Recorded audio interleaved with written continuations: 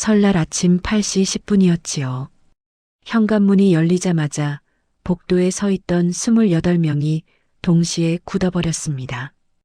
떡국 냄새가 아니라 담배 쩐내와 고기 굽는 냄새가 훅 끼쳤거든요. 거실 한가운데엔 낯선 남자들이 앉아 있었고 식탁 위엔 흰 봉투 하나가 놓여 있었습니다. 봉투 겉면엔 굵은 글씨로 이렇게 적혀 있었지요. 설날 28인분? 난 증거 28개 준비했다. 그날 오후 남편의 휴대폰엔 이혼 소장 PDF가 도착했고요.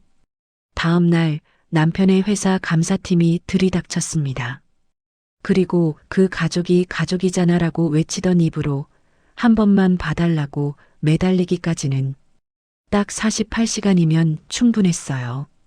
여보, 그거 그냥 오해였어. 남편은 그렇게 말했지요. 새벽마다 울리던 진동, 저장명 유나, 향수 냄새 같은 것들, 전부 오해라고요. 하지만 저는 알고 있었습니다. 사람은 말로 무너지지 않아요. 증거로 무너지지요. 그리고 이 집은 가족이 아니라 착취가 굴러가는 시스템이었다는 거리요. 이제부터 그 첫날 밤 이야기를 시작하겠습니다. 제가 왜 참았는지, 그리고 왜 웃는 얼굴로 문을 닫고 나왔는지요. 구독 버튼을 눌러주세요. 이런 감동적인 이야기를 전해드립니다. 사시는 곳을 댓글에 남겨주세요. 부산 해운대였습니다. 32평 아파트. 바닷바람이 창틀을 얇게 두드리던 밤이었지요. 설 전날 밤 11시. 부엌의 형광등은 유난히 밝았습니다. 싱크대에는 젖은 접시가 몇 장 남아 있었고요. 저는 고무장갑을 벗어 물을 털었습니다. 손끝이 조금 떨렸지요. 피곤해서였어요.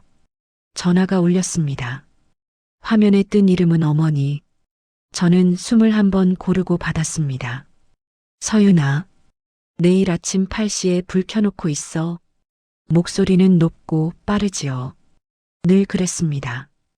교회 권사님들, 부녀의 언니들, 친척들 다 온다.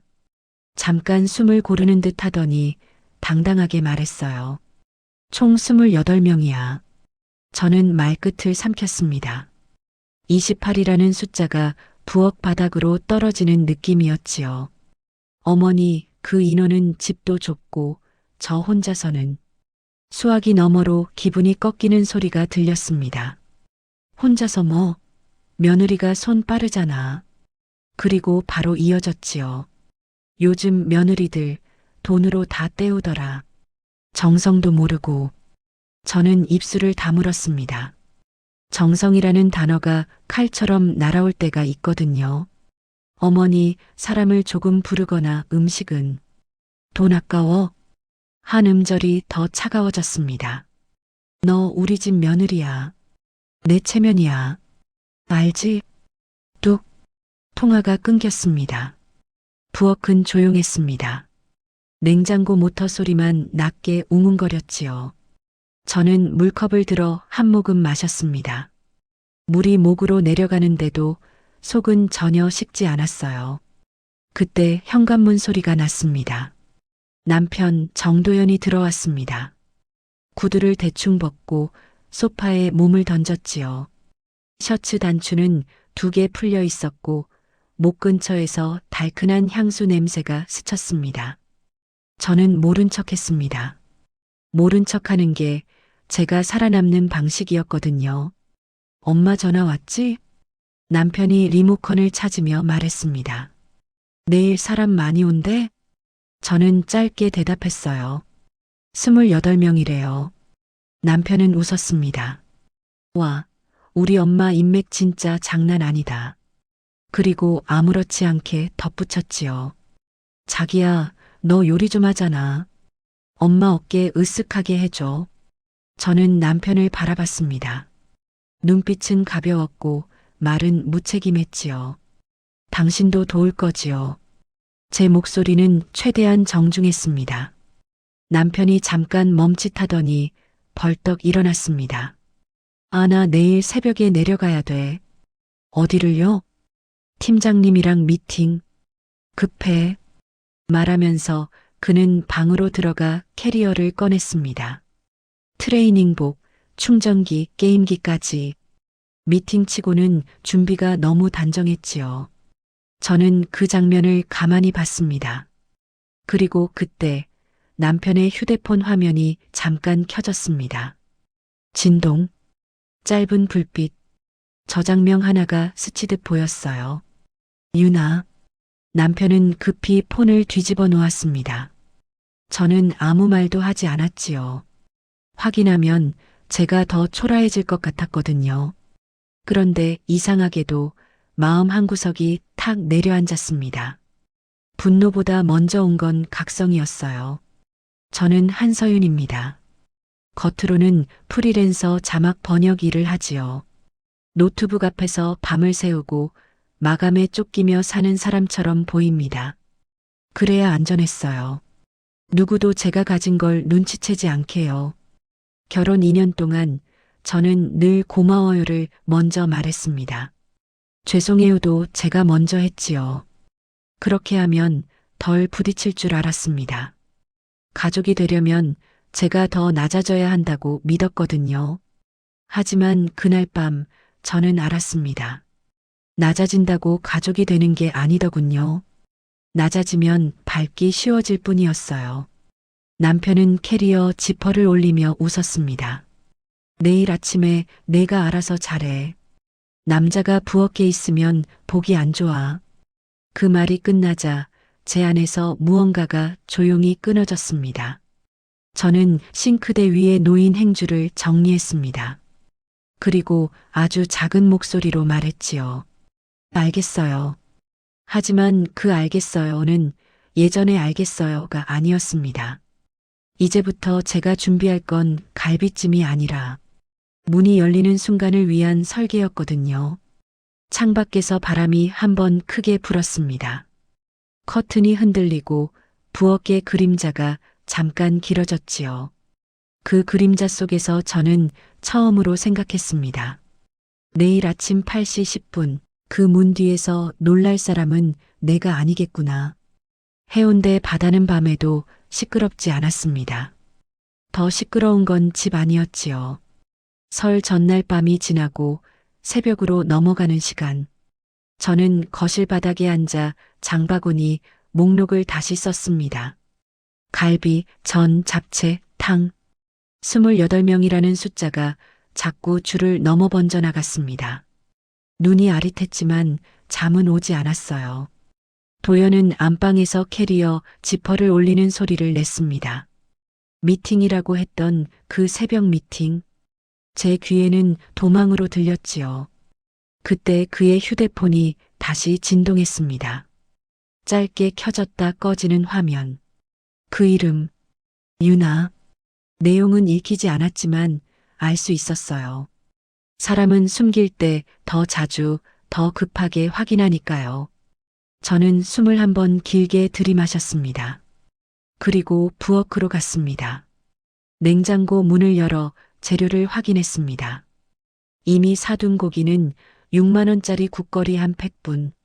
28명을 채우려면 최소 60만 원은 더 들어갑니다. 거기에 전 부칠 기름, 밀가루, 계란, 잡채 재료까지. 제가 지난달 시댁 용돈으로 보낸 돈이 80만 원이었지요. 그 돈이 어디로 갔는지는 묻지 않았습니다. 묻는 순간 내가 며느리면서 그걸 따져?가 돌아오니까요. 새벽 1시가 조금 넘었을 때 시어머니에게서 다시 전화가 왔습니다. 받지 않으려다가 손이 먼저 움직였습니다. 받지 않으면 더 큰 소리가 날 테니까요. 서윤아, 장은 봤니? 아직이요, 어머니. 지금 목록 정리 중입니다. 목록이 뭐가 필요해? 내 말대로 하면 되지. 목소리는 낮았지만 날카로웠습니다. 갈비는 넉넉하게. 저는 5가지. 잡채는 당일에. 그리고 권사님들 오시니까 후식도 준비해. 저는 조심스럽게 말했습니다. 어머니, 인원이 많아서요. 제가 혼자 하면 시간이. 시간? 시어머니가 웃었습니다. 너 집에서 뭐해? 2년 동안 우리 집 와서 한 게 뭐가 있어? 그 말이 가슴을 눌렀습니다. 저는 손바닥을 꼭 쥐었습니다. 손끝이 하얘질 만큼요. 어머니, 저는 됐고, 돈 아끼지 말고 사.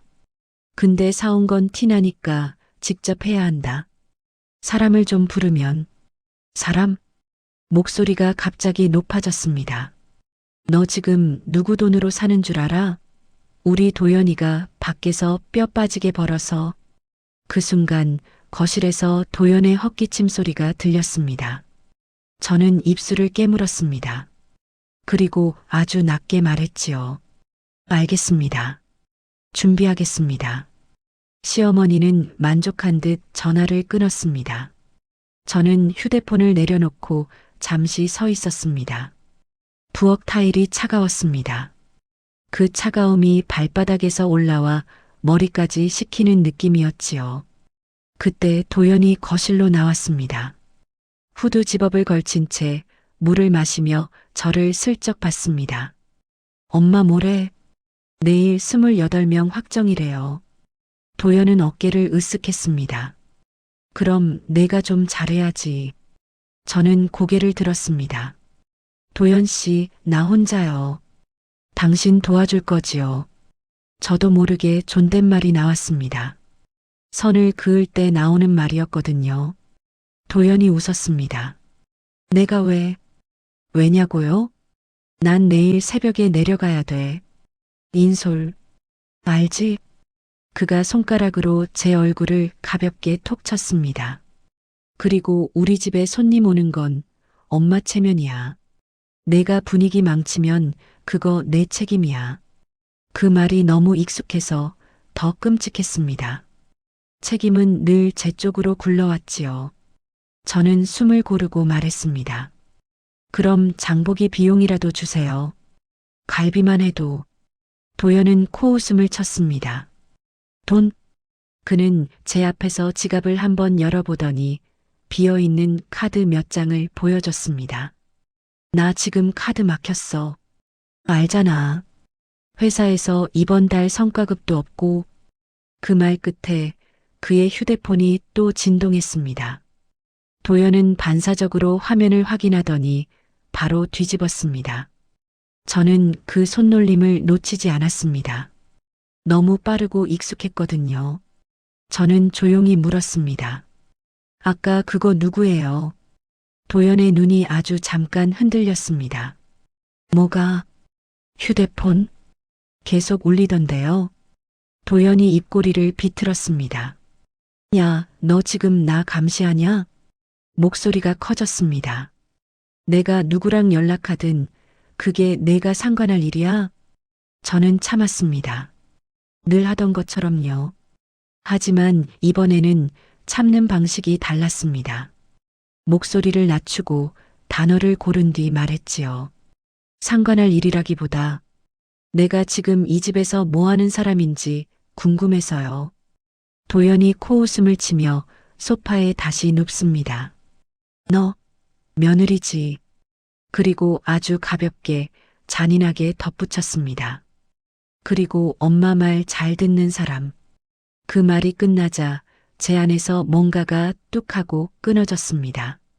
슬픔이 아니라 정리가 시작되는 소리였지요. 저는 다시 부엌으로 갔습니다. 가스레인지 불을 켜지 않았습니다.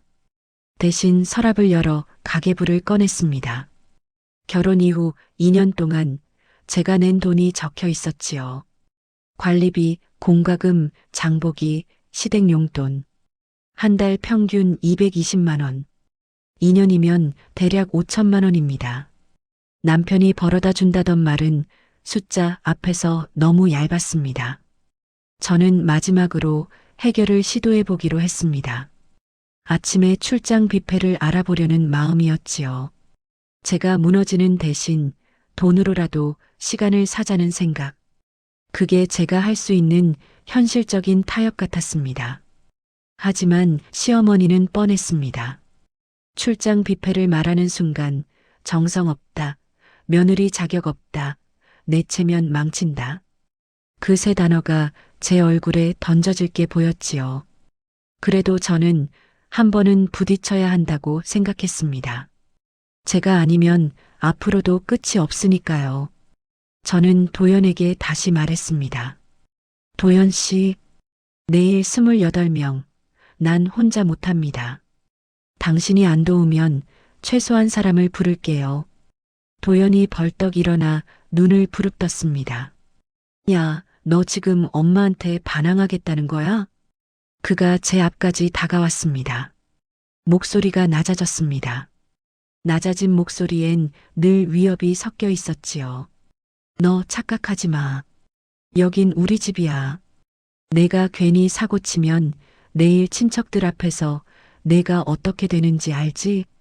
그 말은 손을 들겠다는 말은 아니었지만 충분히 폭력적이었습니다. 저는 그 자리에서 숨을 멈췄습니다. 몸이 먼저 반응했지요. 그리고 그때 깨달았습니다. 이 집의 폭력은 주먹이 아니라 말로 시작된다는 걸요. 체면, 가족, 정성. 그 단어들이 제 목을 조여왔습니다. 도연은 제 시선을 피하며 말했습니다. 나갈게. 새벽에 내려가야 돼. 그리고 다시 캐리어를 끌어 안방으로 들어갔습니다. 문이 닫히는 소리가 유난히 크게 들렸습니다. 저는 거실 한가운데 서 있었습니다. TV 화면엔 아무것도 나오지 않았지요. 그런데도 저는 이상하게도 더 이상 어둡지 않았습니다. 어둡지 않다는 건 마음이 밝다는 뜻이 아니었어요. 결심이 생기면 사람은 흔들림이 줄어들거든요. 저는 다용도실로 걸어갔습니다. 낡은 여행 가방을 꺼냈습니다. 그리고 그 아래 아무도 모르는 공간을 확인했습니다. 아직은 열지 않았습니다. 하지만 손끝이 그 위치를 정확히 알고 있었지요. 내일 아침 8시 10분. 그 시간에 맞춰 제가 해야 할 일이 떠올랐습니다. 요리를 하는 일이 아니라 판을 바꾸는 일이요. 저는 휴대폰을 들었습니다. 연락처 목록을 천천히 내렸습니다. 아주 아래쪽. 오랫동안 쓰지 않던 이름 하나가 보였지요. 강태원 변호사. 저는 통화 버튼 위에 손가락을 올렸습니다. 그리고 조용히 중얼거렸습니다. 이제 방법을 바꿔야겠네요. 전화 연결음이 길게 울렸습니다. 그 소리는 마치 넘어가는 문고리처럼 느껴졌습니다. 새벽 공기가 더 차가워졌습니다. 전화 연결음이 끝나고 강태원 변호사의 목소리가 들렸지요. 서윤아, 지금 시간 알아? 괜찮아? 저는 숨을 짧게 내쉬었습니다. 괜찮다기보다 더는 이렇게 못하겠어요. 태원은 한 박자 쉬었습니다. 무슨 일이야? 핵심만 말해. 그 말이 이상하게 위로가 됐습니다. 누군가가 제 말을 핵심으로 들어준다는 게 오랜만이었거든요. 저는 낮게 말했습니다. 내일 아침에 28명이 와요. 시어머니가요. 도연 씨는 짐 싸서 도망가요. 그리고 휴대폰에 이상한 연락이 계속 와요. 태원의 목소리가 단단해졌습니다. 외도 의심 정황? 저는 대답 대신 잠깐 침묵했습니다. 그 침묵이 답이었지요. 좋아. 우선 안전부터. 지금 폭력 있었어? 손을 들진 않았어요. 근데 저는 거실 쪽을 흘끗 봤습니다. 안방 문틈으로 새어나오는 빛. 도연이 아직 깨어있다는 뜻이었습니다. 말이 너무 무섭게 들어와요. 태원은 아주 짧게 말했습니다. 알겠어. 내일 아침 상황, 내가 통제할 수 있게 만들자. 근데 그 전에 증거, 그리고 4명의 확인. 진명이 누구야? 저는 손가락을 꼭 쥐었습니다. 제 이름이에요. 등기는요? 대출도 없고요. 그럼 길이 있어.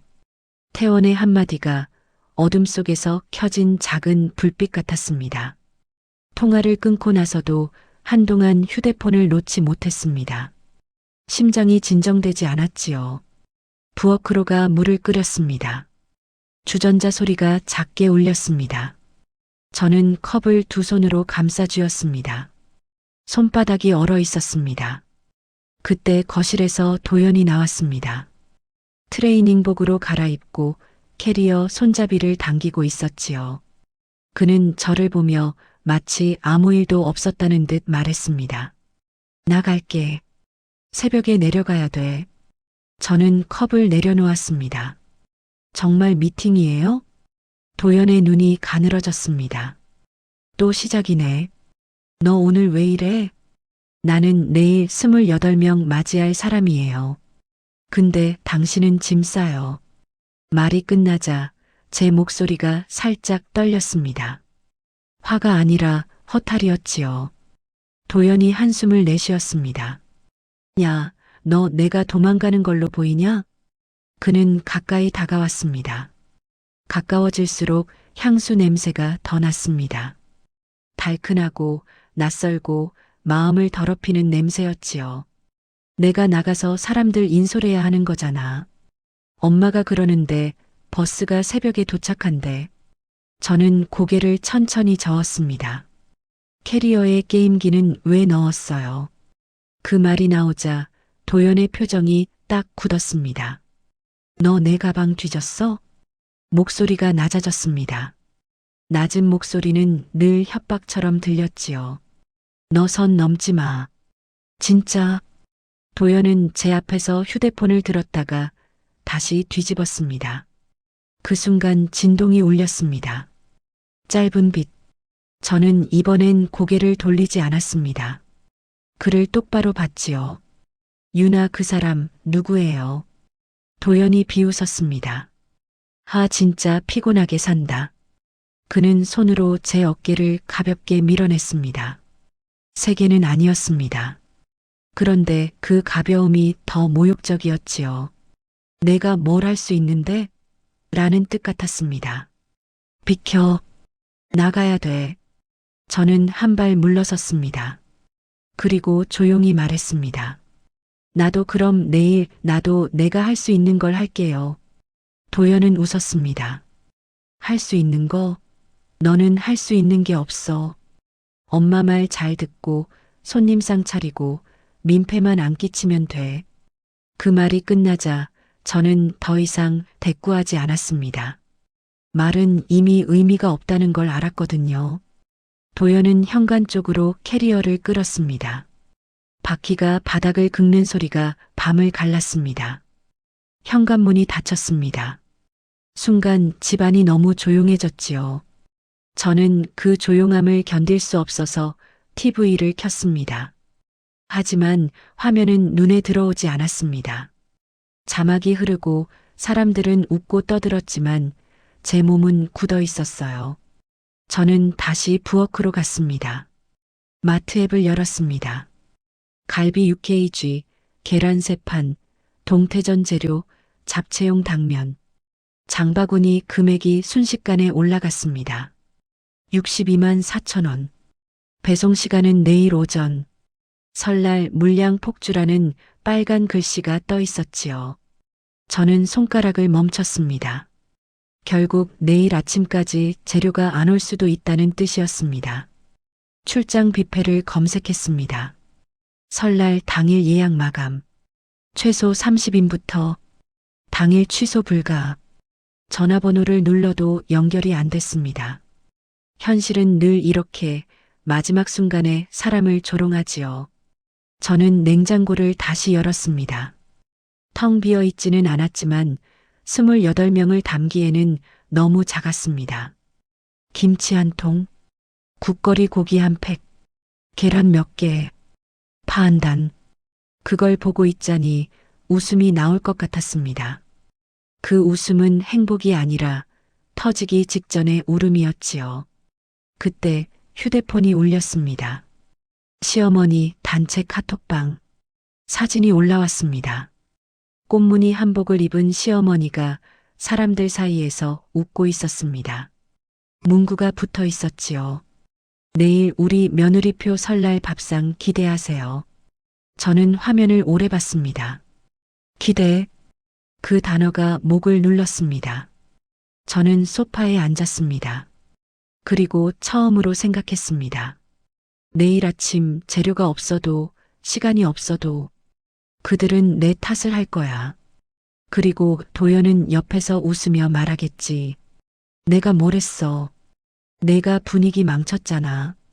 그 예고편이 너무 선명해서 속이 메스꺼웠습니다. 저는 화장실로 가 찬물을 손목에 뿌렸습니다. 거울 속 제 얼굴이 창백했습니다. 눈동자가 흔들렸지요. 하지만 바로 그때였습니다. 제 머릿속에 태원의 말이 떠올랐습니다. 명의를 확인해. 길이 있어. 저는 다용도실로 갔습니다. 낡은 여행 가방을 꺼냈습니다. 바닥을 만져 이중천에 접힌 부분을 찾았습니다. 손가락이 아주 정확하게 그 위치를 눌렀지요. 그 안에 있는 건 제가 숨겨온 현실이었습니다. 조심스럽게 지퍼를 열었습니다. 서류 봉투, 인감, USB 하나, 그리고 오래된 노트 한 권. 겉표지는 해져 있었지만 안에는 날짜별로 숫자가 적혀 있었습니다. 제가 2년 동안 낸 돈, 제가 숨긴 돈, 그리고 제가 참아온 이유. 마지막 장에 태원의 명함이 끼워져 있었습니다. 그날 술자리에서 힘들면 연락해라고 말해줬던 그 사람. 저는 명함을 꾹 눌러 쥐었습니다. 명함 모서리가 손바닥에 박혔습니다. 아프지 않았어요. 오히려 살아있는 느낌이었지요. 그 순간 절망 속에서 희망의 단서가 생겼습니다. 나는 빈손이 아니야. 내일 아침 8시 10분 그들이 문을 열 때 놀랄 사람은 내가 아니야. 저는 휴대폰을 켰습니다. 태원에게 메시지를 보냈습니다. 짧게 단단하게요. 변호사님, 진행합시다. 내일 아침까지 제가 제 흔적을 정리할게요. 전송 버튼을 누르고 나서 저는 처음으로 깊게 숨을 쉬었습니다. 아직 무섭습니다. 내일 아침이 두렵습니다. 하지만 이제 질문이 바뀌었지요. 어떻게 버틸까가 아니라 어떻게 끝낼까로요. 그리고 바로 그 질문이 문을 열고 있었습니다. 새벽이 조금 옅어졌습니다. 창문 틈으로 아주 얇은 회색빛이 스며들었지요. 저는 다용도실 바닥에 앉아 서류 봉투를 다시 한번 정리했습니다. 손이 덜 떨렸습니다. 제가 찾은 건 돈이 아니라 선택할 수 있는 자리였거든요. 휴대폰이 울렸습니다. 강태원 변호사였습니다. 서윤아, 지금 위치 그대로. 움직이기 전에 계획부터 잡자. 저는 낮게 대답했습니다. 네. 제가 할 수 있는 걸 할게요. 오늘 안에 끝내고 싶어요. 태원은 짧게 숨을 들이켰습니다. 가능해. 단 내가 무너지지 않는 게 1순위야. 저는 부엌으로 가 물을 한 잔 마셨습니다. 입안이 말라 있었지요. 그리고 체크리스트를 만들었습니다. 짧게, 단순하게요. 집 명의 등기 자료 확인, 2년치 지출카드 내역 정리, 시어머니 단체방 캡처, 도연의 협박성 발언 정리, 오늘 오전 안에 안전한 이동 확보. 태원이 말했습니다. 너 지금 되게 잘하고 있어. 그 말이 가슴을 쿡 찔렀습니다. 결혼하고 나서 누가 저한테 잘한다고 말해준 적이 거의 없었거든요. 아침 6시 40분 현관 쪽이 조용했습니다. 도연은 이미 나간 뒤였고요. 저는 커튼을 살짝 열어 밖을 확인했습니다. 복도에는 아무도 없었습니다. 그래도 저는 문고리를 잡기 전에 2번 숨을 쉬었습니다. 몸이 먼저 겁을 먹고 있었지요. 태원이 다시 말했습니다. 지금 제일 중요한 건 혼자가 아니라는 걸 몸으로 확인하는 거야. 제가 누구를 부를까요? 내가 사람 붙일게. 박정훈 실무자. 그리고 이사팀. 너는 내 물건만 챙겨. 최대한 가볍게. 저는 그제야 서랍을 열었습니다. 작은 파우치에 인감, 신분증, USB, 서류 봉투. 그리고 노트북, 옷은 최소로 넣었습니다. 정말 필요한 것만요. 이상했습니다. 짐을 싸는데도 도망치는 느낌이 아니었습니다. 내 자리로 돌아가는 느낌이었지요. 7시 20분, 초인종이 울렸습니다. 저는 숨을 멈췄습니다. 하지만 인터폰 화면에 뜬 얼굴은 낯선 사람이 아니었습니다. 박정훈 실무자, 깔끔한 정장, 무표정하지만 예의 있는 눈빛, 그리고 뒤에 검은 패딩을 입은 이사팀 두 사람. 과장된 말은 없었습니다. 한서윤님 맞으시죠? 태원 변호사님 통해 왔습니다. 저는 문을 조금만 열었습니다. 안전고리를 풀지 않은 상태였지요. 제 손이 아직 경직돼 있다는 걸 저도 알았습니다. 박정훈이 먼저 말했습니다. 괜찮습니다. 천천히 하세요. 지금부터는 속도보다 정확성이 중요합니다. 그 말에 저는 고리를 풀었습니다. 문이 완전히 열리자 복도에 차가운 공기가 들어왔습니다. 그 공기가 이상하게 깨끗했지요. 저는 처음으로 제 편이 있는 현실을 눈으로 확인했습니다. 이사팀은 조용히 움직였습니다. 서류 봉투는 방수 파우치에, USB는 금속 케이스에, 노트북은 완충제에. 저는 그 모습을 보며 생각했습니다.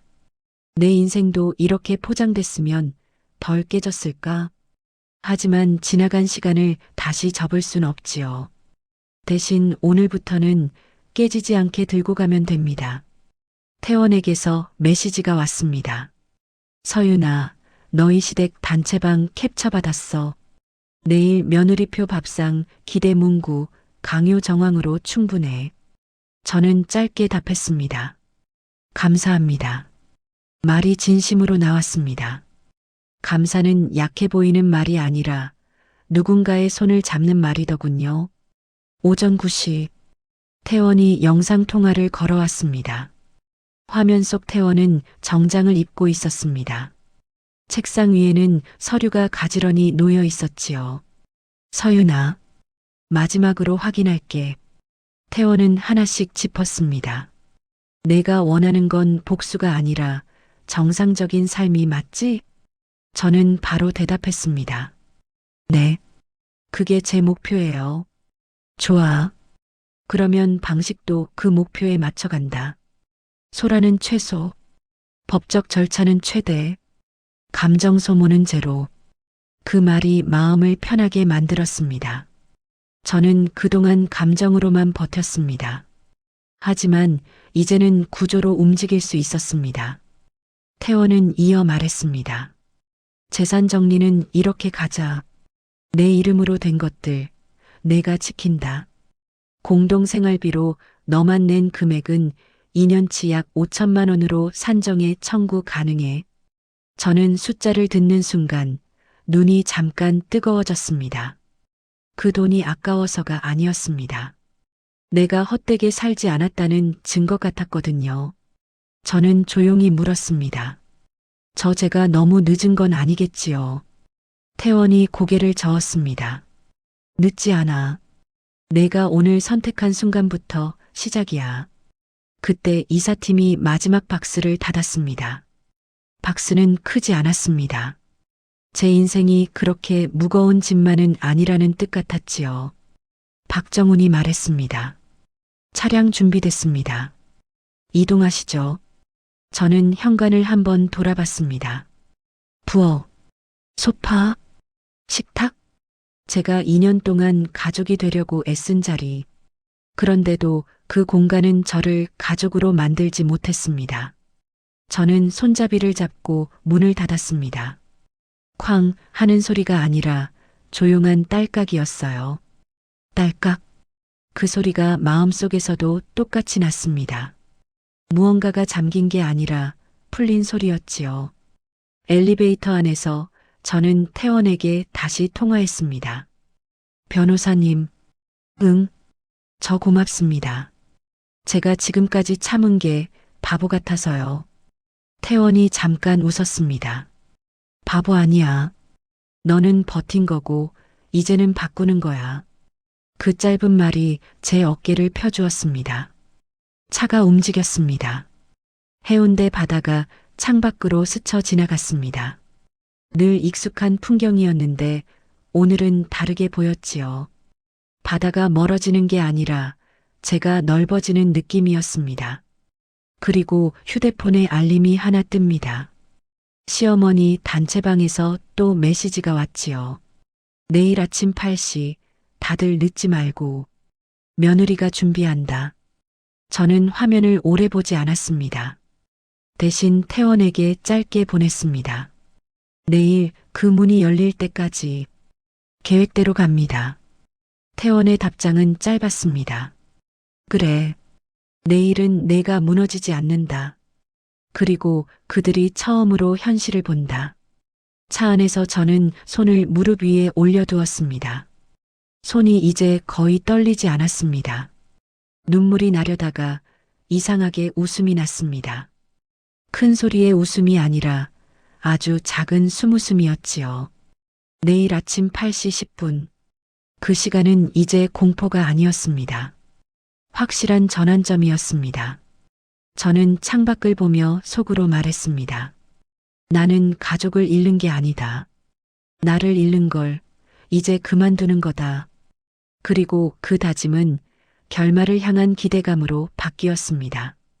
내일 문이 열리면 누가 무슨 표정을 짓게 될까요? 저는 그 표정을 상상하며 조용히 숨을 고르고 있었습니다. 설날 아침 8시 10분이었습니다. 차 안의 공기는 따뜻했지만 제 손끝은 차가웠지요. 박정훈 실무자가 조수석에서 조용히 말했습니다. 이 시간 되면 도착하신 분들 이제 문 앞에 모이셨을 겁니다. 저는 창밖을 한번 보고 눈을 감았습니다. 이상하게도 심장이 크게 뛰지 않았습니다. 제가 얻은 건 도망이 아니라 준비였으니까요. 휴대폰이 울렸습니다. 도연이었습니다. 저는 바로 받지 않았습니다. 진동이 3번, 4번, 마지막으로 한 번 더 울리고 나서야 스피커폰을 켰지요. 여보, 지금 어디야? 이게 뭐야? 목소리는 갈라져 있었습니다. 뒤쪽으로 여러 사람 목소리가 섞여 들렸지요. 웅성거림, 당황, 누군가의 짜증, 그 소리만으로도 상황이 보였습니다. 저는 낮게 대답했습니다. 도연 씨, 도착했어요? 뭐, 도착? 지금 집이 이상해. 낯선 사람들이. 그는 숨을 헐떡였습니다. 엄마가 지금 문 앞에서 난리야. 너 빨리 와. 빨리. 저는 짧게 숨을 들이켰습니다. 그리고 아주 분명하게 말했습니다. 그 집은 어제부로 제 집이 아니에요. 잠깐 정적이 흘렀습니다. 도연의 목소리가 더 커졌지요. 무슨 소리야? 그게 우리 집이잖아. 우리 집이 아니라 제 이름으로 된 집이었지요. 장난치지 마. 나 경찰 부를 거야. 저는 목소리를 올리지 않았습니다. 부르세요. 다만 오늘 아침 그 문 앞에 서 있는 분들 주거침입으로 잡힐 수도 있어요. 그 말에 도연이 숨을 삼켰습니다. 그리고 그 뒤로 들려오는 목소리. 시어머니 오명자였습니다.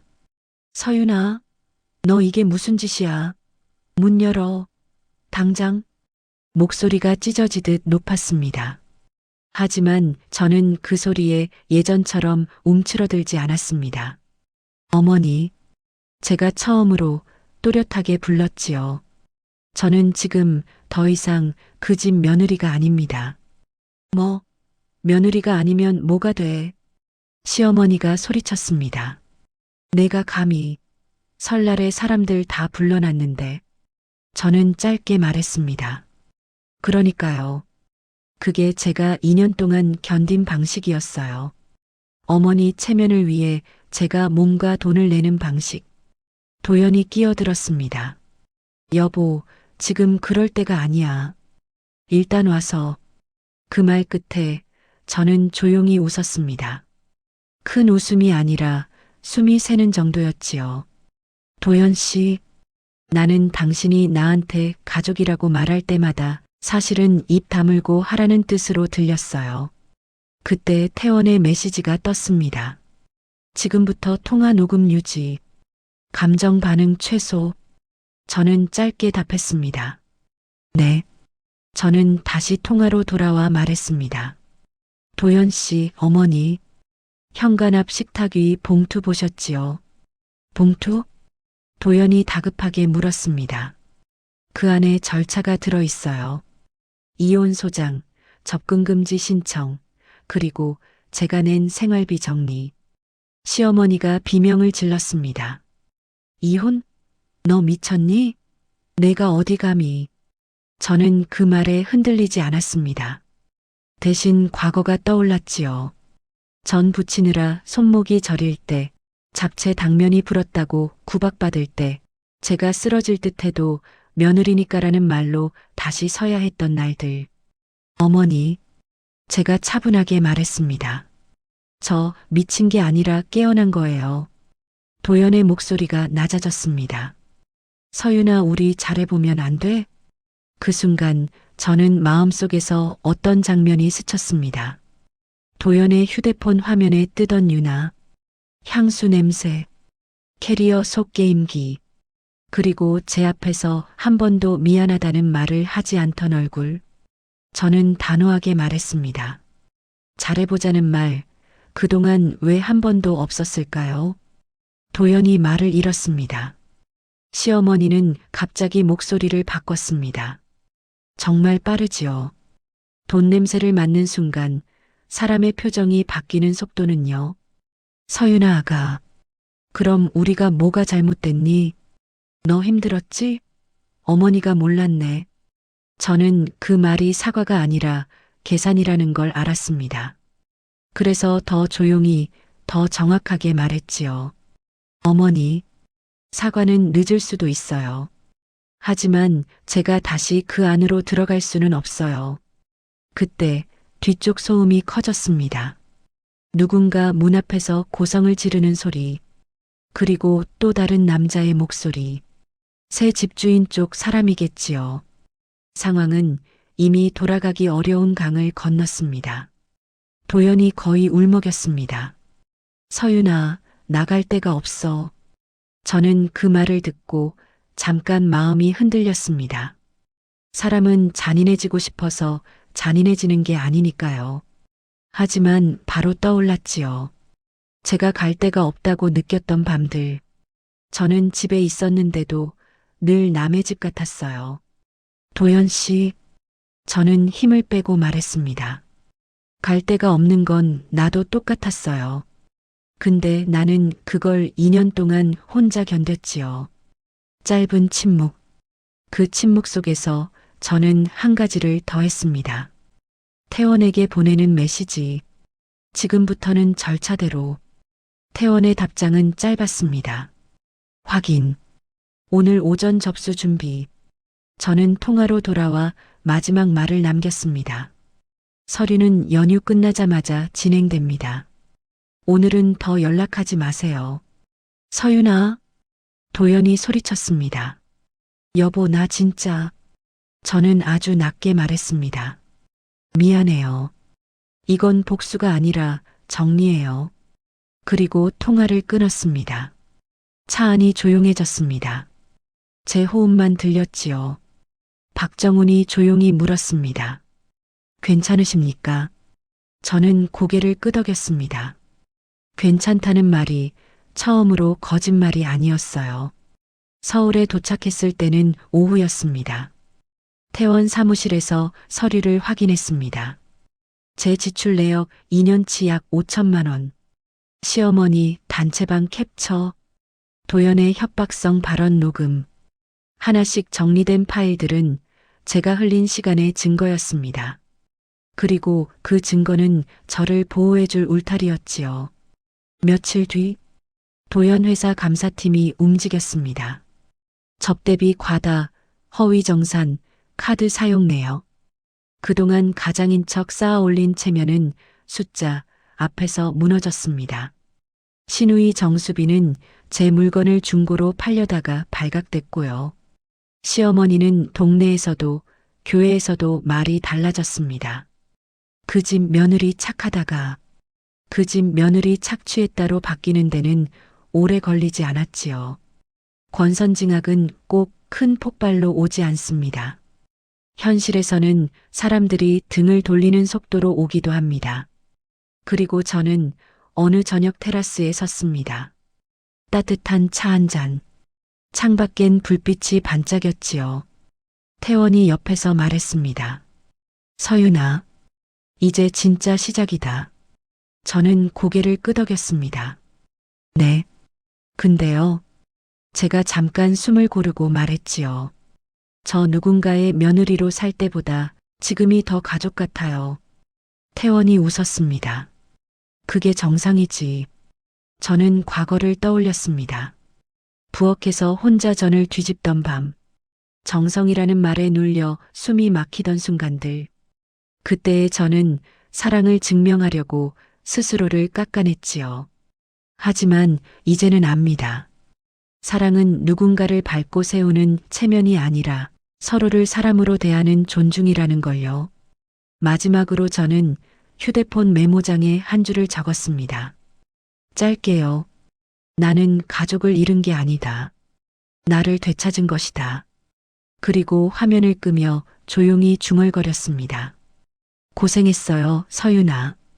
이 이야기를 듣는 분들께도 꼭 말하고 싶습니다. 세월이 2년이든 20년이든 참았다는 사실이 당신의 가치가 아니라 당신이 사람답게 살 권리가 먼저입니다. 가족이라는 이름으로 상처를 주는 사람들 앞에서 가장 용기 있는 선택은 소리 지르는 게 아니라 조용히 문을 닫고 자기 삶을 여는 것일지도 모릅니다.